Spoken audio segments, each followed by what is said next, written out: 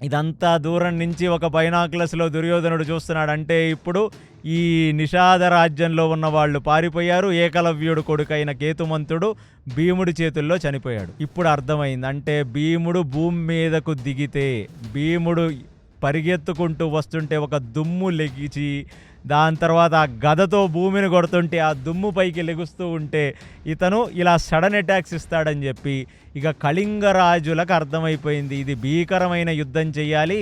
కాబట్టి భీముడు గద తీసుకొని మన దగ్గరకు వచ్చే అంత స్కోపు కూడా ఇవ్వకుండా బాణ పరంపరగా బాణాలు వేసేయాలి భీముడి మీదకని కనపడని ఆ దుమ్ములోనే బాణాలేయటం మొదలుపెట్టారు. అంటే భీముడు ఎక్కడున్నాడో కనపడకపోయినా ఆ లేచిన ఆ దుమ్ములోకి బాణాలేస్తూ ఉన్నారు. కళింగ రాజ్యానికి పెద్దవాడైన శృతాయు.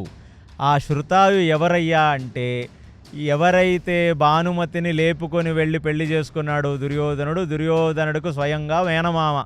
సో ఆ శృతాయు ఇంకా ఒక స్ట్రాటజీ పన్ని తన కొడుకులిద్దరినీ కూడా ముందు పెట్టి ఆ ఎంటైర్ కళింగ రాజ్యంలో ఉన్న 10,000 ఏనుగులని ఒక్కసారిగా భీముడి వైపుకు పరిగెత్తవలసినదిగా ఆదేశించాడు.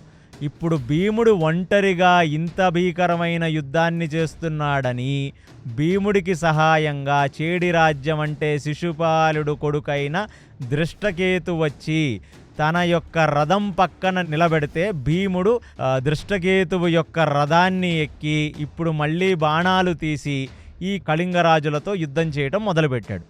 ఈ కళింగరాజులతో యుద్ధం దీర్ఘకాలంగా నడుస్తూనే ఉంది. ఎందుకంటే కేవలం ఒక చేడిరాజు అయిన దృష్టకేతువు భీముడు కలిసి కళింగరాజులు, రాజ్య సైన్యం, వాళ్ళిద్దరు కొడుకులు, వాళ్ళ దగ్గర ఉన్న ఏనుగులు ఇవన్నీ కలిపి వాళ్ళు యుద్ధం చేస్తుంటే ఇంకా భీముడికి అర్థం కాల.